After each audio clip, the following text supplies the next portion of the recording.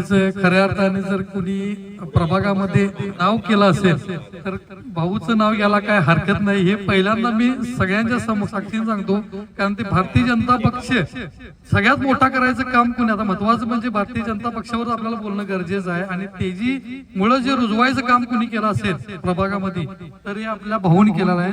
भाऊ म्हणजे आता आम्ही आणखीन एक आपल्या मित्र पक्षातले उमेदवार आहेत, परवाच्या विधानसभेपर्यंत विरोधात होते. आता आम्ही त्यांचा प्रचार करायचा म्हणजे हे सोडून नेते लोकांनी, मुन्ना साहेब किंवा अमर साहेबांनी याचा पण विचार केला पाहिजे की बाबा तुम्ही कार्यकर्त्याला किती दावणीला बांधायचं. म्हणजे मी इथं सगळे बसलेले आमचे ज्येष्ठ मार्गदर्शक वडीलधारी सगळे लोक आहेत. आमचे वडील स्वतः आहेत, सासरे आहेत, परत इतर सगळीच माझे ज्येष्ठ लोक किंवा मित्र परिवार बंधू बंधू. तर मी कित्येक वर्ष झालं आम्ही कुटुंब म्हणून भाजपचं काम करतोय की आता माझ्यासोबत माझ्या बरोबर जे असणारी सगळी लोक, मी प्रत्येकाचे नाव घेतलं खूप वेळ झालाय, जिथं आता इथं जी 100-150 लोक आहेत ती आम्ही सर्वच लोक भाजप म्हणून काम करत आहेत. त्यानंतर बऱ्याच त्या काळामध्ये आपली युती झाली. युतीमध्ये सुद्धा आम्ही मंडलिक साहेबांच्यावर काम केलं, अमल साहेबांच्यावर काम केलं, पण एकनिष्ठपणा सगळ्यांनी मिळून भाजपचं काम केलं. आणि प्रत्येक इलेक्शनला आपण लीड दिलेला आहे, जे कुठल्याही इलेक्शन मध्ये आपण कमी नाही. तर ह्या एवढं आपण भाजपचं किंवा युतीचं काम करत असताना की आपल्या ह्या कुटुंबातला उमेदवार व्हावा ही माझी प्रथमतः माझी इच्छा आहे. आणि कुटुंबात सोडून जर व्यतिरिक्त दुसरा उमेदवार असेल तर त्याच्यासाठी आमचे म्हणजे अजिबात इच्छा राहणार नाही. कारण कुटुंबातला कोणी असू दे, मी असेल, माडेश्वर साहेब इच्छुक आहेत राष्ट्रवादीतनं, ते आमच्या ग्रुपमध्येच आहेत, निखिल पण आहेत, अनिकेत पण आहेत, मनसेमधनं इच्छुक आहेत. मला वाटतं आमच्या आवीसाठी पण एससी मध्ये पण आम्ही इच्छुक त्यांना तयारी केली होती. कारण का आरक्षण कुठलं पडेल काय माहित नाही. राजू वडगावकर आणि आवीसाठी राजू वडगावकर का आमचे भाजपचे पदाधिकारी, त्यांच्याही मिशनचा आम्ही विचार केला होता. आणि मी माझा विचार न करता पहिला कुठलंही आरक्षण पडलं, एक जर प्रभाग असेल तर त्यावेळेला एससीचा उमेदवार असेल तर एससीचे उमेदवार आमच्याकडे 2-3 होते, ओबीसी असेल, ओपन मध्ये होते. मी माझा कधीही स्वार्थ बघितला नाही की मी माझ्यासाठी पाहिजे. म्हणजे प्रथमतः मी माझा खुलासा तुम्हाला दिला. तर आम्ही एकजुटीनं काम करायचं आणि यातून आपल्याला उमेदवारी मिळवून ती कशा चांगल्या पद्धतीनं काम करून निवडून येण्यासाठी सगळ्यांनी मिळून सहकार्य करायला पाहिजे. आपल्याला आता इथून 5 प्रभाग झालेले आहेत. पूर्वीचा 79 हा एकच 9017 मतदान आमदार केला होता. तर आता बऱ्यापैकी 9900च्या आसपास आपल्या ह्या 79 प्रभाग मध्ये मतदान झालेलं आहे. म्हणजे वाढीव मतदान खूप झालेलं आहे नवीन मुलांचं. तर आता नवीन प्रभाग हा 20 प्रभाग नंबर आहे. तर त्यामध्ये 32,600 मतदान आता आहे. मला वाटते प्रारूप यादीमध्ये 32,600 झाले. फायनल यादीला एक 33-34 हजार आसपास होईल. बऱ्यापैकी इकडनं मतदान तिकडे गेलेलं आहे. 9 नंबर मध्ये गेले, 10 नंबर मध्ये गेले. त्याच्या आम्ही प्रारूप यादीवर हरकती घेऊन बऱ्याच हरकती घेतलेल्या आहेत. त्यात मतदान आम्ही इकडे करतोय. तर मी माझ्याबद्दल सांगायचं झालं तर मी बरेच वर्षापासून काम करत आलोय. 2009 पासून आम्ही सगळीच एकत्र आहे. तर आमच्याकडे सत्ता नव्हती महापालिकेची, आमदार साहेब सुद्धा नव्हते. 19ला आमचे अमल साहेब आमचे काही किरकोळ मतांना हरले होते. तरी सुद्धा आम्ही 2019 मध्ये डगमगलो नाही. त्या अमल साहेबांच्या माध्यमातून असेल किंवा खासदार साहेबांच्या माध्यमातून असेल किंवा चंद्रकांत दादांच्या माध्यमातून असेल, भागात बरेचसेच कोटी म्हणते आम्ही कामं केलीत. उदाहरण आता तामनकर सर बोलले, सासने साहेब बोलले की अशा 2 कॉलनी आहेत की त्यांचं नंदनवन केलेलं आहे. डांबरी रस्ते झालेत, कॉन्क्रीट रस्ते झालेत, पाईपलाईन झाले, पाण्याची पाईपलाईन झाल्या, ड्रेनेज पाईपलाईन झाल्या. बऱ्यापैकी प्रभागामध्ये रस्ते खूप झालेले आहेत. की सब अर्बन रस्ता राधानगिरी रोड ते आता मठाजवळपर्यंतचा 95 लाखाचा रस्ता अमल साहेबांनी मुन्ना साहेबांच्या माध्यमातून झाला. त्यानंतर आता परत ते 80 लाख रुपये सुरुवातच झालेले आहे. मंजुरी प्रमाणपत्र GR पण झालेला आहे त्याचा. की नाना शिंदे चौक ते कळंबा बस स्टॉप खूप प्रमाणात रस्ता तो खराब झालेला आहे.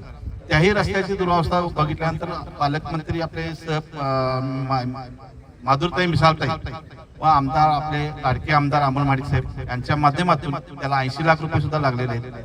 तसेच भरपूर आदिनाथनगर मध्ये सर्व रस्ते कॉन्क्रीटीकरण 2 रस्ते मला वाटतं 2 महिन्यापूर्वी केलेले, राहिलेले उर्वरित रस्ते कॉन्क्रीटीकरण आता आपण करणार आहोत.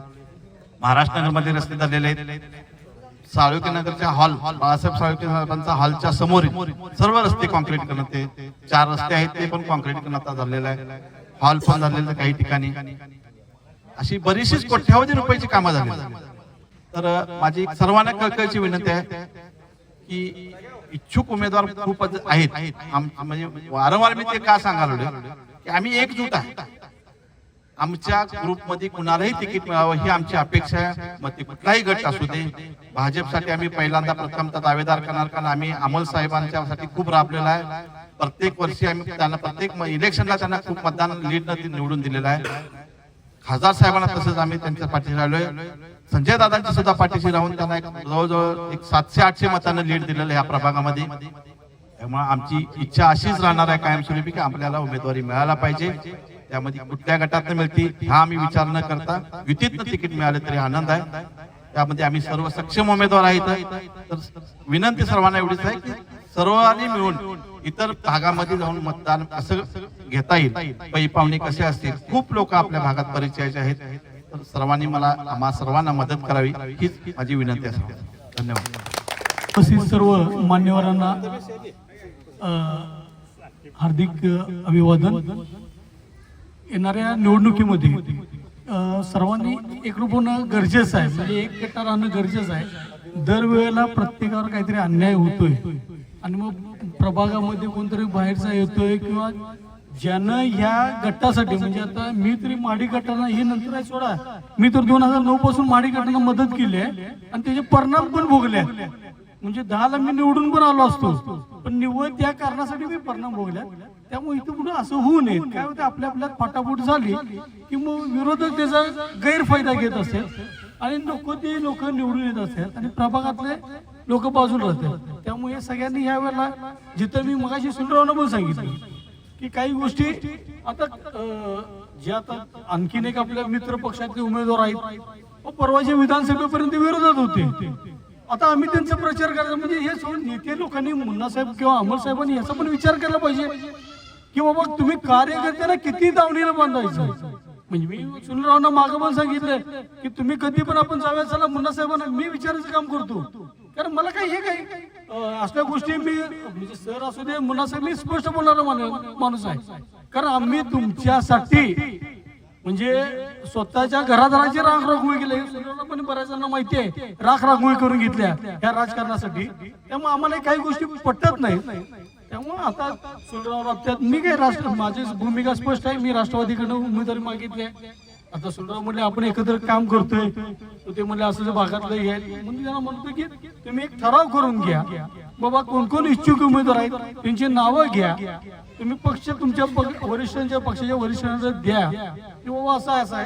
आणि मग सगळे आपण येऊन वरिष्ठांना भेटू ना. आपण मुन्ना साहेब असू दे, अमोल साहेब असू दे, प्राध्यापक जयंत पाटील सर असू देत. माझी जयंत पाटील सरांची माझी भेट झाली आहे. मी बाकी कोणाला भेटलं नाही, सरांना भेटलोय. आपली भूमिका मांडू तिथं आपण ठामपणे, त्यांना विचार करायला लावू की बाबा इथं काहीतरी निर्णय घ्यायला लागतो. प्रत्येक वेळेस जर तुम्ही गृहीत करून जात असाल तर मग पुढे मग 2029 ला विधानसभा आहे. मग प्रत्येक वेळ मग कार्यकर्त्यांनी जर चुकीचा निर्णय घेतला तर मग ते त्यांना पण ते सोसणार नाही. त्यामुळे या वेळेला किमान आपल्यात तरी युनिटी ठेवू. आपले जे उमेदवार कोण आपल्यातले कोण फायनल होतील त्यांच्यावर आपण एक निष्ठ एक गट्टा राहू, जेणेकरून आपल्यात कुठं हे होऊ नये, म्हणजे सतत दुमत कुठे दुफळी होऊ नये एवढी आपण काळजी घेऊया. मागच्या वेळेस मी आता सुनीलराव तिथं आहे, तिथं त्यांच्या इलेक्शनला मी आत मदत केली होती, कारण मला ते पटत नव्हतं, काही इलाज नव्हता. पण त्यावेळेला मी मुश्रीफ साहेबांना पण बोललो की गेले 10-15 वर्ष आम्ही बाहेरचा लोक म्हणून मागतो. मी साहेब, मी कुठल्या तोंडाने लोकांना सांगू की बाबा यांचा प्रचार करा म्हणून, होत नव्हतं. जेवढं मला शक्य होतं ना मी त्यांना त्यावेळेला पण मदत केली होती. आता पण मी मगाशी त्यांना सांगितलं की मी जरी राष्ट्रवादी असलो तरी 2009 ला मी मुश्रीफ फाउंडेशनचा आज पण अध्यक्ष आणि त्यावेळी पण अध्यक्ष असताना धनंजय माडकांना असू देत किंवा अमोल माडकांना स्टेजवर जाऊन मी भाजपच्या स्टेजवर जाऊन मदत केलेली आहे. असं काय नाही मी भिवून कधी घरात मी स्पष्ट बोलणारा आणि ठामपणे काम करणारा कार्यकर्ता आहे. कारण मी कुणाचा 1 रुपयात मिळणार नाही किंवा कुणाचे काय मला काय टेंडर मिळते किंवा कुठलं पद दिलंय असलं कधी मी कुणाला घेतलेलं नाही. आपल्या हिच्यावर जीवावर आपण राजकारण करतोय, आपल्याला मानणारे लोक आहेत, मला त्यांचं कसं कल्याण करता येईल ह्या हेतून मी काम करणारा माणूस आहे. त्यामुळे आपण सगळ्यांनीच एक ठराव तुम्ही करा, जे इच्छुक आहेत त्यांची नावं द्या, आपण जाऊन वरिष्ठांना सगळी जाऊन प्रमुख जे इच्छुक आहेत प्रमुख आहेत जाऊन भेटू, त्यांना सांगू बाबा असं असं आहे की दरवेळी अन्याय होऊ नये याचे मात्र आपण सगळ्यांना सांगू आपण त्याप्रमाणे. एवढंच मी सांगतो. आणि फक्त कारण भविष्यात आता बरेचशाच गोष्टी होणार आहेत, विरोधकांच्या नसून की आपल्यासह प्रेशराईज होणं किंवा एकमेकाला दाबादाबी होणं, राजकीय दबाव होणं, हे प्रकार होणार आहेत. कारण कुणाच्या कुठं नोकऱ्या असतात, कुणाचं काय काय अडकून असतात, हे प्रकार होत असतात राजकारणात. त्यामुळे ते सगळ्याची आपण काळजी घेऊन सगळ्यांचीच आपण सगळ्यांनीच काळजी करू आणि त्याप्रमाणे पुढे जाऊया. जो ठराव तुम्ही हे कराल त्याला पण ते वरिष्ठांना जाऊन हे करू. ठीक आहे, ओके, धन्यवाद. नागरिक इथं राहणारा रहिवासी तामंत सर म्हणून मी सर्वांसमोर इथं उपस्थित आहे. तसं आता इथं मी मला वाटते 2008 पासून राहायला आलो आणि आल्यानंतर जर इथल्या भागाचा सगळा जर बघितलं तर ज्या काही भौतिक सुविधा होत्या त्या भौतिक सुविधापासून वंचित असणारा असा भाग. आणि मला जे काय बोलायचं होतं ते मला वाटते आमच्या हस्तिनापूर नगरीची धडाडणारी टोक मला वाटते लोकरे साहेब बोललेले आहेत सगळे. आणि मला जे आमचं ते आधी फ्लाइंग मशीनच आहे आणि असं बोलत असताना ते कुठली भीड ठेवत नाही बोलत असताना, आणि तसंच पाहिजे. आम्हीही त्या प्रकारचेच आहोत. कारण मी इथं बघितलं मागच्या पंचवार्षिकला मी सुनील भाऊच्या काही यंत्रणेमध्ये होतो. साहेब, परिस्थिती एवढी वाईट आहे की शहरामध्ये येणारा माणूस जर 500 रुपये 1000 रुपयासाठी मतदान करण्यासाठी जर वाट बघत असेल तर त्याची लायकी आहे. कारण मी इथं काही वेळा बघितलेला आहे की लोकांना अगदी घरामध्ये 2-2, 3-3 सर्व्हिसमॅन असून सुद्धा 500-1000 रुपयासाठी वाट बघत. ही जर मानसिकता जर बदलली, नेमकं आपल्याला काय पाहिजे? मग कोणतरी येतो, परका इथं येतो, पैसे खर्च करतो, निवडून जातो. हे मी बघितलेलं आहे. कारण परका उराव घ्यायची सवय ऐकल्या लोकांना. मी स्पष्ट बोलतो, आपला चालत नाही. कारण ज्याला आपण अगदी हक्कानं घेऊन जाऊ शकतो किंवा बाबा त्याच्या घरातून, आता मी बाकी कुणाच काय नाव घेत नाही, पण पाठीमागं बघा पाठीमागची परिस्थिती आणि त्यांच्या पाठीमागं लागणारी जी लोक त्यांचं बी मी बघितलंय की अशा पद्धतीनं हे बरोबर नाही. ज्यावेळी मानसिकता बदलेल, त्या सर्वसामान्य माणसाची मानसिकता ज्यावेळी बदलेल त्याच वेळी ह्या गोष्टी होणार. त्यामुळे बदल हा स्वतःपासून केला पाहिजे. नेमका हक्काचा माणूस कोण? आता त्यांच्या कामाबद्दल बऱ्याच या साहेबांनी सांगितले, कामाबद्दल बोलण्यापेक्षा आपल्याला खरोखर आहे ते तुम्ही इथं जे काय तुमचा मतदारसंघ आहे ते तुमचा मतदारसंघ सांभाळायलाच आहे, तिथं तुमचं कार्य आहे. फक्त आता बाहेरच्या मतदारसंघात तुम्ही पोहोचणं गरजेचं आहे. त्यासाठी प्रत्येकानं आपली जबाबदारी म्हणून काय केलं पाहिजे याच्यावर चर्चा होणं अगदी गरजेचं आहे आणि तेच केलं पाहिजे.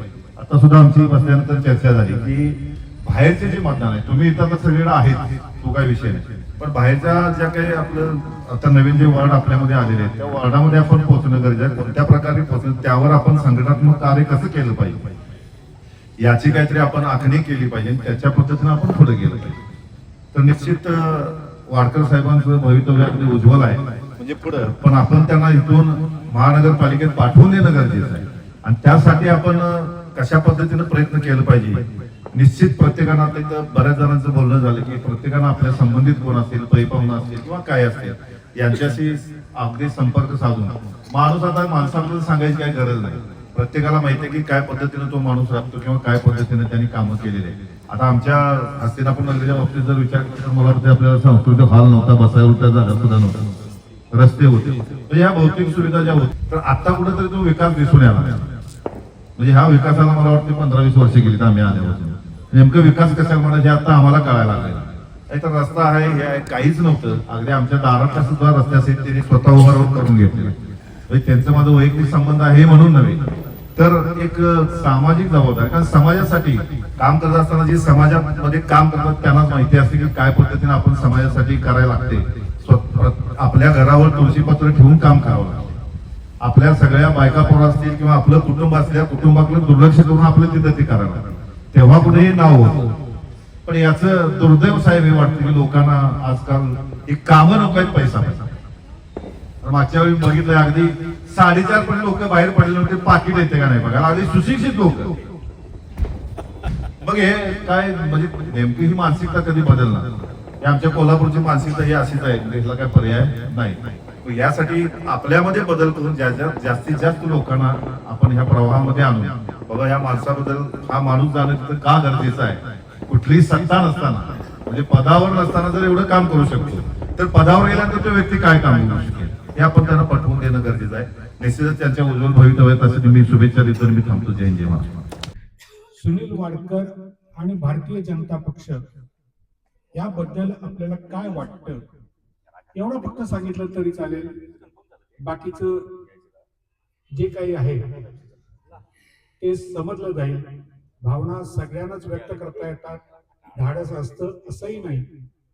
तर आपण इथपासून सुरुवात करूया सगळेजण, आणि प्रत्येकाने मुळात आपला परिचय करून घ्यायचा पहिला, कारण बऱ्याच जणांना एकमेक वॉर्डात राहत असून सुद्धा आपलं काम परफेक्ट करून देणार, तुमच्यापाशी देणे घेणे काही नाही, काम होणं हे महत्वाचं आहे. आणि भारतीय जनता पक्ष असून दे, या आपला अजित पवार राष्ट्रवादी असून दे, या एकनाथ शिंदेचा आहे, आपली सगळी मिळून हा युती असणार आहे. आणि युती असल्यामुळे आपण युतीचा उमेदवार असणार, आपल्या उमेदवाराला तिकीट मिळणार फिक्स आहे. आपण 5 मतं मिळवत असताना 5ही मतं आपल्या युतीला पडली पाहिजे. तुम्ही 1 मत मागितलं तर जर तुमची 5 माणसांनी जसं कुठल्याही सोसायटीला पॅनल टू पॅनल मतदान पडलं तर सीट वाढते. पॅनल टू पॅनल 5च्या 5 मत जर तुम्हाला 5च्या 5 मत जर 15, 17, 18 पॅनल टू पॅनल मत पडली, हे लीड कुणाचंही तुटत नाही. त्याच्याकरता मी सांगत आहे की आपण एका वार्डापेक्षा बघण्यापेक्षा प्रभाग नंबर 20 मध्ये जेवढे नाना पाटील नगर असेल, जोबा नाना असेल, साळोखे नगर असेल, या दिंडोरे साहेबांचा तिकडचा मतदारसंघ असेल, त्या घरापत्र पोचणं हे महत्वाचं आहे. प्रत्येक माणसाने मागच्या वेळेस बोलून वाटला माहिती आहे, मला वाटतं प्रभाग नंबर 81 मध्ये एकही घर असं सोडलेलं नाही की त्यांच्यासाठी मी फिरलो नाही. प्रत्येक घरामध्ये मी जाऊन पोहोचलेलो आहे. प्रत्येक घरात माणसाने सांगितलंय मतदान कुणाला करावं, भाजपला मतदान का करायचं. आज तुम्ही बघितलं असेल रशियाचे राष्ट्राध्यक्ष आले, नरेंद्र मोदींनी त्यांनी त्यांच्या भाषेमध्ये गीता दिलेली आहे. म्हणजे तिने आपली संस्कृती कुठंपत्र पोहोचवण्याची प्रयत्न केलाय. हे प्रत्येकाने आपली संस्कृती सगळ्यांना पोचली पाहिजे हे आपण सांगितलं पाहिजे. आणि आपण आपल्याविषयी प्रामाणिक राहिलं पाहिजे आपल्या पक्षाबरोबर. एवढं मी बोलतो आणि मी थांबतो. मी पहिल्यांदा माझा परिचय करून देतो. ॲडव्होकेट राणा प्रताप सिंह शास्त्री, मुरगुड. आता ज्या मुरगुडवरून आलोय म्हणजे कागल तालुक्यातून, असं म्हटलं जातं की कागल तालुका राजकारणाचे विद्यापीठ आहे. आणि आम्ही आता मुरगुड नगरपालिकेची इलेक्शन कंडक्ट केली. वाडकर साहेबांना माहित आहे, जवळजवळ 8-10 दिवस मी तिथं होतो. ज्यावेळी आम्ही कंडक्ट करत असताना, आम्ही उमेदवार देत असताना 10 प्रभाग होते, 20 उमेदवार निवडायचे होते आणि जवळजवळ 150 उमेदवार होते इच्छुक. आता सगळ्यांना नाराज करून पुढे जाऊन इलेक्शन कंडक्ट करणं हे योग्य नव्हतं. कारण का अटीतटीची लढाई होती. महायुतीमध्ये माडेश्वर साहेब महायुतीमध्ये फारकत झाली होती. मुश्रीफ साहेब विरोधात होते आणि भाजप शिवसेना आणि विरोधात राष्ट्रवादी. म्हणजे मी वैयक्तिक कुणाला टीका टिप्पणी करत नाही, पण मी निवडणुकीची पार्श्वभूमी सांगतो. त्यामुळे आम्ही एकत्र आलो. आमची 35 जणांची सुकाणू कमिटी होती. त्या सुकाणू कमिटीतून उमेदवारांची निवड झाली. प्रत्येक एका जागेसाठी 2 उमेदवार निवडले गेले, एबी फॉर्म दिले गेले.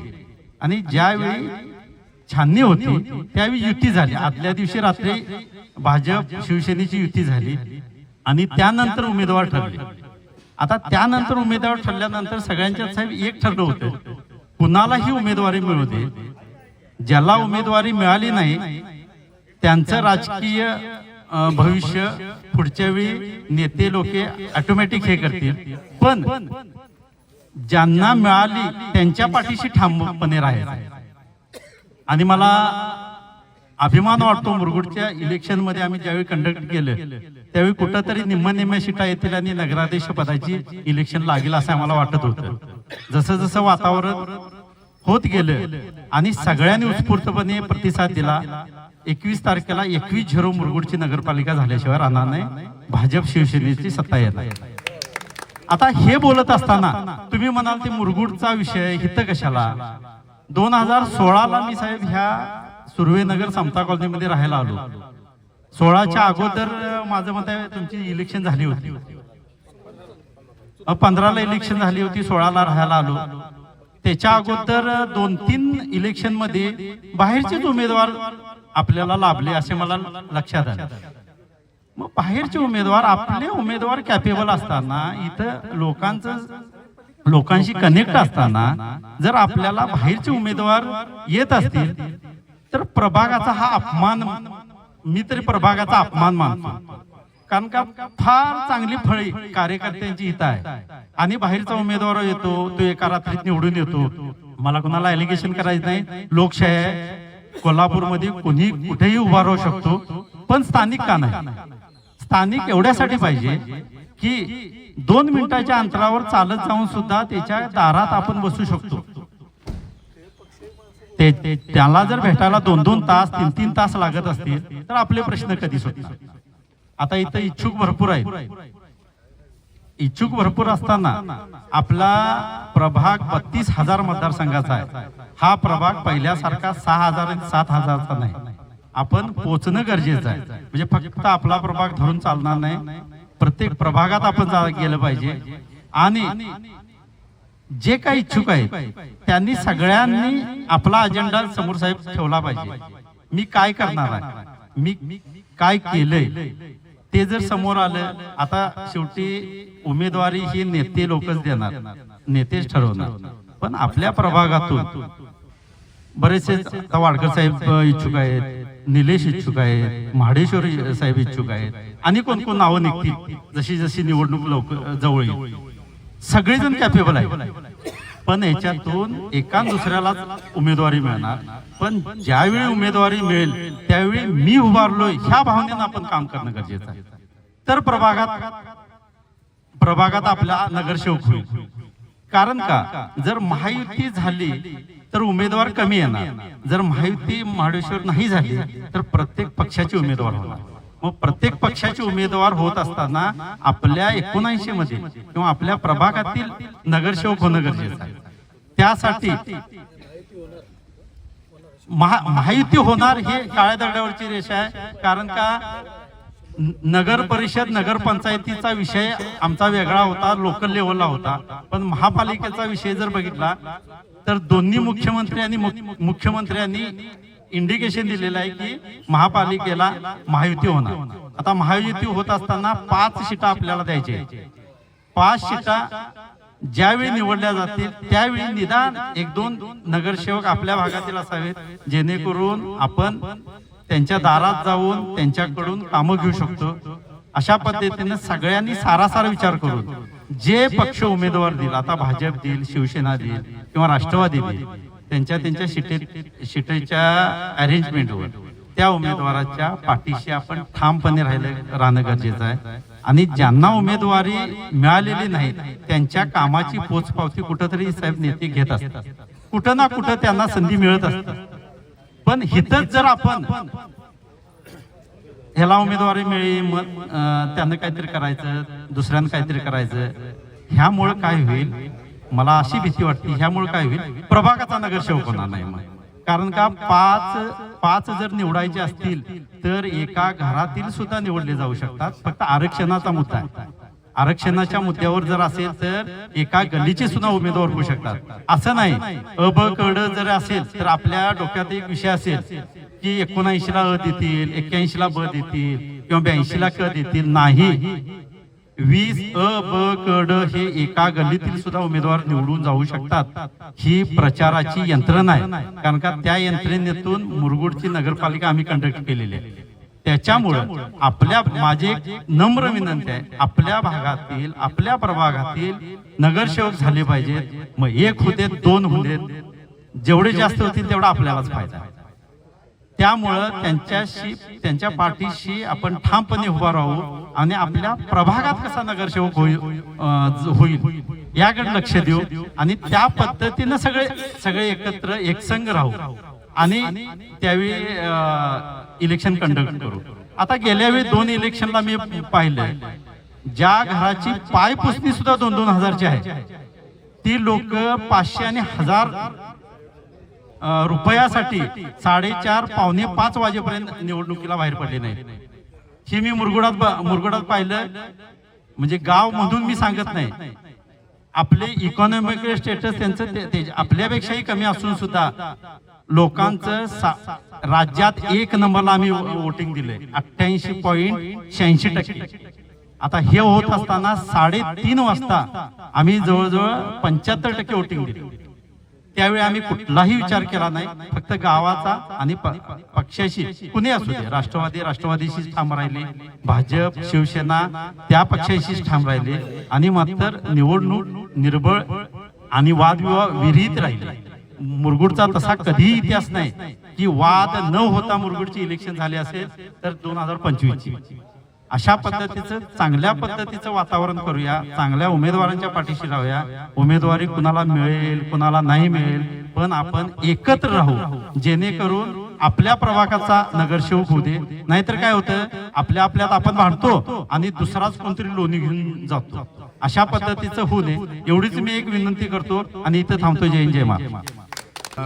सर्व मान्यवरांना मी पहिला नमस्ते करतो आणि या प्रभागातून भाजपसाठी जसे भाऊ आहेत तसं मी माझ्या आईला ओबीसी महिलामधून मी तिकीटासाठी आग्रही आहे. यासाठी आपण काय करायचं, आपण सर्वांनी मिळून जेवढी आम्हा सर्वांना ताकद देता येईल ते भाऊंना तिकीट मिळालं तर भाऊंसाठी आम्ही काम करणारच आहे आणि काम करतच आलो पहिल्यापासून. आणि तसंच आपण सर्वांनी एकत्र येऊन अनिकेत असेल, भाऊ आहेत, मी आहे, आमच्या तिघांच्याही आणि कोण इच्छुक असतील, माडेश्वर साहेब आहेत, आमच्या मागं राहून तुम्ही आम्हाला सर्वांना सहकार्य करावं एवढी माझी इच्छा आहे. धन्यवाद. घेणार आहे. प्रत्येकाची प्रतिक्रिया व्यक्त करायसाठी आपण इथं आलोय. आपण भाजप म्हणून गेली कित्येक वर्षे आता इथं जी सगळी बसलेली मंडळी आहे, वयस्कर असतील, आपले सिनियर सिटीजन आहेत आणि सर्वसामान्य म्हणजे आपल्या माझ्या बरोबरचे मित्रपरिवार, लहान बंधू, मोठे बंधू सर्वच, तर सगळ्यांनी मिळून आपण काय केले की भाजप म्हणून काम केलेलं आहे. भाजप म्हणून काम करत असताना सगळ्यांनी एक महाडिक परिवारांना आपण सगळ्यांनी मान देऊन सगळ्यांच्या अमोल महाडिक साहेब असतील, धनंजय महाडिक साहेब असतील, यांना आपण मत निवडून आणलेलं आहे. त्यानंतर संजय मंडिक दादांना पण आपण खासदारकीला आपण बऱ्यापैकी लीडनं मतदान निवडून दिलं. तर आपण हे बैठक घेतली की आमच्या परिवारातला म्हणजे मी असेल आणि बरेचसेच आपण इच्छुक उमेदवार खूप असू शकतात, मी एकटाच असा नाही, तर परिवारातला तर तिकीट मिळायला पाहिजे. आणि आपल्या कुटुंब, आपण हे आता जमलेलं सगळं कुटुंब आहे, ह्या कुटुंबानं एकत्र राहून कसं आपला भाजपाला मदत करता येईल किंवा महायुतीला मदत करता येईल. कारण आपण युती म्हणून आता राज्यात आहे, देशात पण आहे, तर आपल्या कोल्हापूर महापालिकेला पण युतीच्या माध्यमातून आपण लढायचं. मग राष्ट्रवादी असेल, शिवसेना असेल किंवा आपलं भाजप असेल, पण आपण हे खासदारकीला सुद्धा युती म्हणूनच लढलो. त्या पद्धतीनंच विचार करायचा आहे. आणि युतीत ह्या इच्छुक असणारे लोक काही, मी आहे, बरेचसे लोक आहेत, तर कुणालाही आपण कुणाला हे करायचं नाही. इच्छुक उमेदवाराला तिकीट मिळावं. आणि माझी एक विनंती आहे की आपल्या ग्रुपमध्ये, ह्या कुटुंबात तिकीट ज्याला मिळेल त्याच्यासाठी आपण सगळ्यांनी प्रामाणिकपणे काम करायचं आहे. हीच माझी इच्छा आहे आणि ह्याच्यावरच फक्त आपण सर्वांनी बोलूया, हीच माझी विनंती. खऱ्या अर्थाने जर कुणी प्रभागामध्ये नाव केलं असेल तर भाऊचं नाव घ्यायला काय हरकत नाही. हे पहिल्यांदा मी सगळ्यांच्या साक्षीने सांगतो, कारण ते भारतीय जनता पक्ष सगळ्यात मोठा करायचं काम कोणी, आता महत्वाचं म्हणजे भारतीय जनता पक्षावर आपल्याला बोलणं गरजेचं आहे. आणि तेजी मुळे जे रुजवायचं काम कुणी केलं असेल प्रभागामध्ये तर हे आपल्या भाऊने केलेलं आहे. भाऊ म्हणजे आता आम्ही त्यांना भाऊच म्हणतोय, कारण आम्ही लहानाच मोठं दोघं एकत्र झालोय. त्यांचं माझं नातं कदाचित बऱ्याच जणांना माहित नसेल. माझं बी गाव मल्लेवाडी, भाऊचं गाव पनोरी, म्हणजे आम्ही जवळजवळ लहानाचं मोठं दोघं एकत्र झालो, एका ताटात जेवलेला आहे. माझा मुलगा पण मनसेमधनं इच्छुक आहे, तरी पण त्याला मी म्हणून आज पहिल्यांदा भाऊसाठी आपण जायचं आहे. पुढचा तुझा नंतर मी पहिला विचार करतो, पहिला आज भाऊचा विचार करायसाठी आपण जायचं आहे. भाऊंचा फोन आला, त्याला म्हणलं आपण जाऊ, त्यांच्यासाठी आपण करू. मी हस्तिनापूर नगरी कला क्रीडा मंडळाचा आता अध्यक्ष म्हणून काम करतोय. माझे मार्गदर्शक इथं तामनकर सर आहेत, आजगेकर साहेब आहेत, उपाध्यक्ष आमचे शशिकांत आहेत, आपले लोकरे दादा आहेत. तर आम्ही मला वाटतं मुन्ना साहेबांना बोलवून ज्यावेळी भाऊने आम्हाला सांस्कृतिक हॉल दिला त्यावेळेस मुन्ना साहेबांना आम्ही बोलवून सांगितले की टोटली हस्तिनापूर नगरी कला क्रीडा मंडळाच्या वतीनं आम्ही त्यावेळेस भाऊंच्यासाठी आम्ही वाटतंय पूर्ण मागणी केली होती. काय असगीर साहेब की बाबा भाऊना आम्हाला भारतीय जनता पार्टीकडून तिकीट देण्यात यावं म्हणून. त्यामुळे आम्ही त्यांची बाजू क्लिअर त्यावेळी करून दिल्यात आम्हाला सर, बरोबर आहे ना. आणि जेवढ्या पद्धतीने आम्हाला काय मदत करता येईल तेवढ्या पद्धतीने आम्ही 100% भाऊसाठी राबणार आणि शेवटपर्यंत राबणार. आदरणीय वाडकर साहेब यांना खरोखर अशा शुभेच्छा दिल्या पाहिजे आणि आता निवडून दिलं पाहिजे. कुठल्याही घरपोच म्हणजे घरपोच पोचणारा माणूस असा मी आयुष्यात कुठला बघितला नाही. आणि खरंच आपल्या सगळ्यांना सांभाळून घेणारा, सगळ्यांचं काम न 2 मिनिटात सांगून ते तात्पुरतं पूर्ण करणारा माणूस असला मी खरोखर पहिल्यांदा बघितला असेल. मी जवळजवळ 2000 माझं नाव बळवंत बाबूराव अंतराळे, दत्तोबा शिंदे नगर. मी पहिला आर्मीत होतो 1984 मध्ये. त्यानंतर माझ्या 3 लढाया झाल्या. 84 ते 89 मध्ये पंजाबमध्ये आतंकवादी, त्याच्यानंतर 87 ची लढाई, आणि ते 87च्या लढाईमध्ये मी लग्न करून 7व्या दिवशी मी लढायला हजर झालो. आणि त्याच्यानंतर कारगिल झाली, साऊथ आफ्रिका झाली. पण ह्या सगळ्या लढाई करून सुद्धा मी तुमच्या कारगिलमध्ये खरोखर मला इथं गोळी लागलेली तरी पण मी गाडी चालवत ड्रायव्हर होतो, जिवंत राहिलो आणि म्हणून आज तुमच्या समोर मी उभा आहे. आणि हे मला हे सांगायचं आहे 84 पासून जेवढं पंतप्रधान बघितले पण या मोदी साहेबांसारखा पंतप्रधान मी आयुष्यात बघितलं नाही. हा एक परमेश्वर आहे खरोखर. श्रीकृष्णाला मानावं तसा हा परमेश्वर आम्हाला आता भेटलाय. कारण ज्या कारगिलमध्ये आम्ही लढाई लढलो त्यावेळी पाकिस्ताननं हल्ला केला. जवळजवळ 1500 आम्ही तिथं जवान आमचे वारले, मेले, तरी पण आम्हाला ऑर्डर दिलेले फायरिंगची मनमोहन सिंगनं. आणि माझे साथीदार आहेत हे पण माझ्या मिलिटरीत होते. दोघे आम्ही ड्रायव्हर होतो. एकत्र आम्ही ग्रेड 1, ग्रेड 2, ग्रेड 3 ह्या तिन्ही पण आम्ही एकत्र केल्या. ट्रेनिंग आम्ही पुण्यालाच केलं आणि याला माहित आहे सगळं माझं. आणि मी ह्या लढाई करून सुद्धा तुमच्या जिवंत आहे. पण 84 पासून जेवढे पंतप्रधान झाले मोदी सारखा मी पंतप्रधान कुठंच बघितला.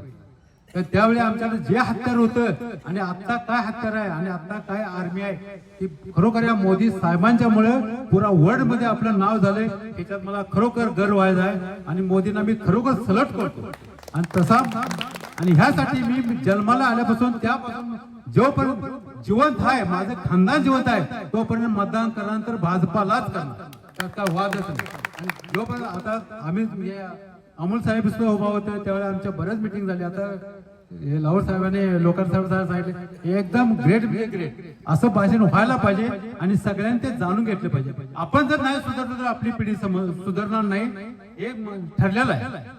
आणि आता जर आपण त्यांना सहकार्य केलं नाही, असला व्यक्ती जर आपल्याला आपण दुरवला तर दुसरा व्यक्ती असा मिळणं महाकठीण आहे. आणि तुम्ही हेच म्हटले की दुसरा परक्या इथं आणून उभा करणं काय. आपली बायको तर आपल्याला कुठेतरी इजा झाली तर आपली बायको तिथं बघू शकतो, तर दुसऱ्याची बायको आपण ठेवलेली बघू शकत नाही.